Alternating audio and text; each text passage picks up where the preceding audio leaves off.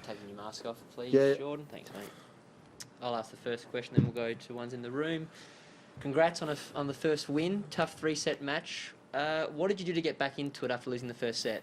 Yeah, it's tough conditions. I don't think I did much wrong when I was out there. I played one bad service game. It's the only time I got broken in the match, and I felt like I was in a lot of his service games.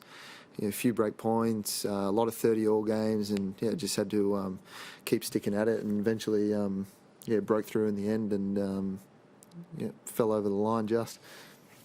How good is it to be back in Melbourne, Jordan? Yeah, it's great. I was in Sydney for a long time, which was great as well. I did my 2-week quarantine after Paris Masters, which was no good, but everyone's got to do it, and that's why Australia's got it under control. And I was lucky not to do quarantine again, so it's good to be down here and living normal life. What happened with the 2 weeks quarantine after Paris Masters? That was tough. I just felt like a sardine in my room. I had a bike, I had a treadmill, I had all this gym equipment, bands, dumbbells, Swiss ball, and I had a king-size bed to top it off. So the bed took up so much room, and I just felt like the only space I had was in the bathroom. It was tough, and no fresh air, no windows. The food's not fantastic, so Uber Eats got to work out. Who arranged all the equipment? Did you, or did Tennis Australia help you? I organised most of it, and Tennis Australia organised a little bit of it as well. So it was a little bit of a combo.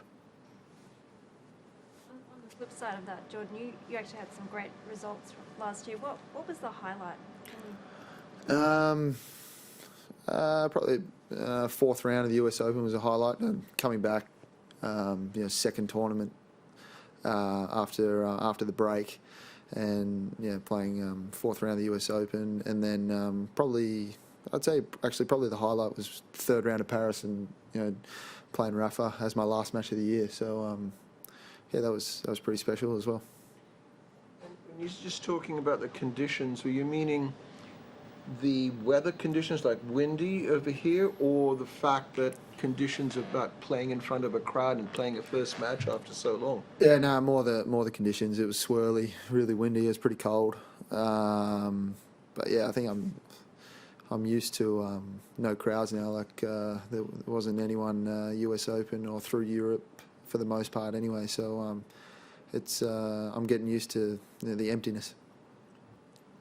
You're one of 6 Aussie men to get through to the second round of this tournament. What does that mean? Yeah, it's a good day for the Aussies. I've had a fair few get through, and even yesterday. And Nick just won then, so we got another one through. I know he's in the other tournament, but pretty good day. And on Nick, your practice with him beforehand, how much did that help you prepare?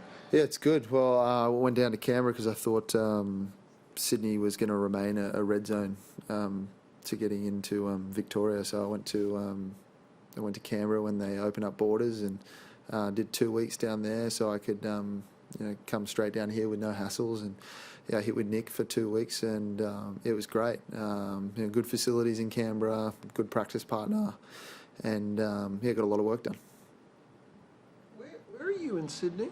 To be able to train in Sydney? I live in Cherrybrook. I mostly trained actually at a house in Middle Dural with Matt Reed at Adam Kennedy's house, or I was at Sydney Olympic Park. But sometimes they shut down, so it was good just to travel 10 minutes and hit at a house and just be in normal surroundings. Last year, it's kind of been a year of having to adapt. Have you learned anything about yourself in that time, do you think? Sorry, can you say that again? In the last year, there's been you've had to adapt to different things. Is there anything that you've learned about yourself in that time?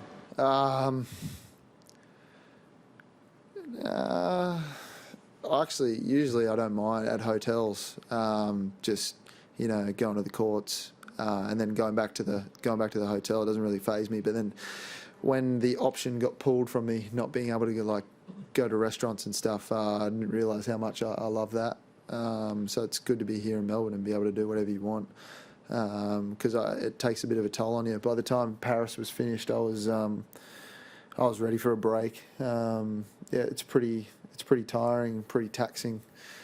Just going to hotel courts, and then a hotel straight into another bubble. So it's pretty brutal. The fact that you were not able to get to restaurants and things like that, does it give you a greater appreciation now about your life and your career and what you do for a living? Yeah, 100%.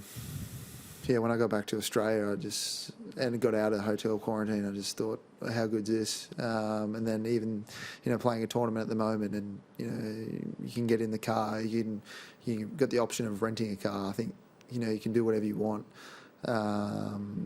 Like just even going for a walk, I'll never take that for granted again. That it? Thanks a lot, Jordan. Beauty.